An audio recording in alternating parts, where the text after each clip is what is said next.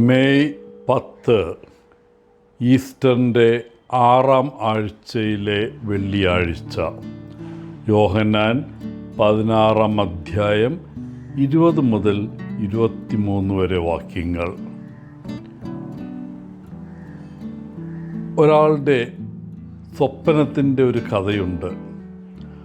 ആവർത്തിച്ചുള്ള സ്വപ്നത്തിൻ്റെ ഫലമായി അയാൾ വൈകാരികമായി ഒത്തിരി ബുദ്ധിമുട്ടുന്നുണ്ടായിരുന്നു.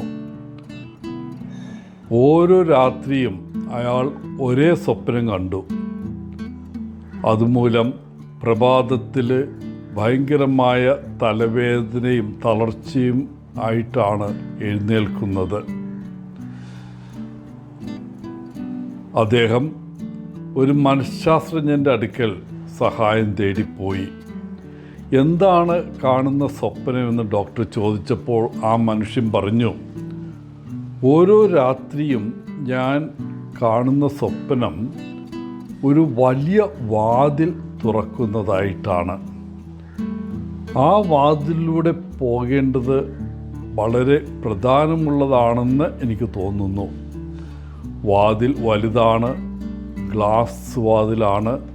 അതിൽ ഒരു വാക്ക് അച്ചടിച്ചു വച്ചിട്ടുണ്ട്. രാത്രി മുഴുവൻ ഞാൻ ഈ വാതിൽ വലിച്ചു തുറക്കാൻ ശ്രമിക്കുന്നു, പക്ഷെ അത് തുറയുന്നില്ല. അവസാനം തളർന്ന വാതിലിൻ്റെ അടിയിൽ ഞാൻ വീഴുന്നു. എല്ലാം കേട്ടതിന് ശേഷം മനഃശാസ്ത്രജ്ഞൻ ചോദിച്ചു, ആ ഗ്ലാസ് വാതിലിൽ അച്ചടിച്ചു വച്ചിരിക്കുന്ന വാക്കെന്താണ്? അയാൾ പറഞ്ഞു, തള്ളുക അല്ലെങ്കിൽ പുഷ്. തള്ളുന്നതിന് പകരം അയാൾ ഇങ്ങോട്ട് വലിക്കുകയാണ് വാതിൽ തുറക്കാൻ. നമ്മിൽ ഭൂരിഭാഗവും യാഥാർത്ഥ്യത്തിനെതിരായി സമയം ചെലവഴിക്കുന്നു. ജീവിതത്തിൻ്റെ അവിഭാജ്യ ഘടകമായ വേദനയുടെയും കഷ്ടപ്പാടുകളുടെയും യാഥാർത്ഥ്യം നമ്മൾ മറക്കുന്നു. അതേസമയം കഷ്ടപ്പാടിൻ്റെ നിഗൂഢതയുമായി നാം അകത്തേക്ക് ഒഴുകുകയാണെങ്കിൽ അത് നമുക്ക് എല്ലാത്തരം വാതിലുകളും തുറന്നു തരും എന്ന് നാം കണ്ടെത്തും.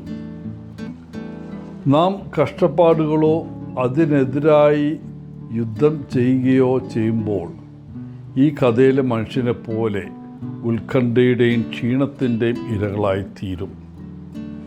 കഷ്ടപ്പാടുകളും വേദനകളും സൃഷ്ടിപരമാണ്. അവ നമ്മുടെ വളർച്ചയ്ക്ക് സഹായകമാണ് എന്ന തിരിച്ചറിവ് ഉണ്ടാകുന്നതാണ് നല്ലത്. ഇന്നത്തെ വായനയിൽ യേശു തൻ്റെ ശിഷ്യന്മാർക്ക് അവർ അനുഭവിക്കാൻ പോകുന്ന ബുദ്ധിമുട്ടുള്ള ദിവസങ്ങളെക്കുറിച്ച് മുന്നറിയിപ്പ് നൽകുന്നു. അവർ കരയുകയും വിലപിക്കുകയും ദുഃഖിക്കുകയും ചെയ്യുന്ന സമയം വരുന്നു. എന്നാൽ അതേസമയം അവരുടെ ദുഃഖം സന്തോഷമായി മാറുന്ന സമയവും ഉണ്ടാകും. തൻ്റെ സന്ദേശം ശരിയായി മനസ്സിലാക്കാൻ ശിഷ്യന്മാരെ സഹായിക്കുന്നതിന് പ്രസവവേദന അനുഭവിക്കുന്ന ഒരു സ്ത്രീയുടെ ചിത്രം യേശു വരച്ചു കാണിക്കുന്നു. പ്രസവം ബുദ്ധിമുട്ടാണ്, വേദന അസഹനീയമാണ്. എന്നിരുന്നാലും അവളുടെ കുഞ്ഞ് ഗർഭപാത്രത്തിൽ നിന്ന് പുറത്തു വരുമ്പോൾ അതിലും വലിയൊരു സന്തോഷം അവൾക്കില്ല. ഒരു പുതിയ ജീവിതം ലോകത്തിലേക്ക് വന്നു. ആ വേദനയിൽ നിന്നും ഒരു മഹത്തായ സമ്മാനം പിറന്നു. തൻ്റെ ക്രൂശമരണത്തിൻ്റെ അവസാനം അവർക്ക് പുതിയ ജീവിതം ലഭിക്കുമെന്ന് ശിഷ്യന്മാർ അറിയുകയും വിശ്വസിക്കുകയും ചെയ്യണമെന്ന് യേശു ആഗ്രഹിക്കുന്നു. അതുപോലെ നമ്മുടെ പ്രയാസകരമായ ദിവസങ്ങൾക്ക് ശേഷം നമുക്കും പുതിയ ജീവിതം അനുഭവപ്പെടുമെന്ന് അറിയാനും വിശ്വസിക്കാനും യേശു ആഗ്രഹിക്കുന്നു.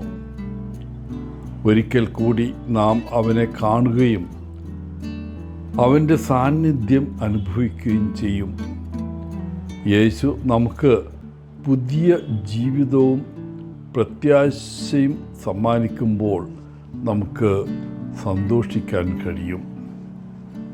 പ്രിയപ്പെട്ടവരെ, ദൈവരാജ്യത്തിലേക്ക് പ്രവേശിക്കുവാനുള്ള വഴി കുരിശിലൂടെയാണ്. നമ്മുടെ പാപങ്ങളെ ഓർത്ത് വിലപിക്കുന്നതും കൂടുതൽ അനുഗ്രഹപ്രദമായി തീരും. സമാധാനത്തിൻ്റെയും സന്തോഷത്തിൻ്റെയും നീതിയുടെ ഫലം പുറപ്പെടുവിക്കുവാൻ നമുക്ക് ബുദ്ധിമുട്ടുകളിലൂടെ കടന്നു പോകേണ്ടി വരും.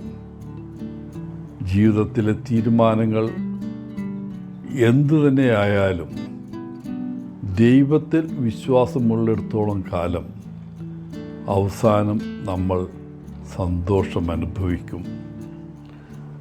എല്ലാവർക്കും നല്ലൊരു ദിനം ആശംസിച്ചുകൊണ്ട് ഒത്തിരി സ്നേഹത്തോടെ പോളച്ചൻ CSSR ഫ്രം കേരള.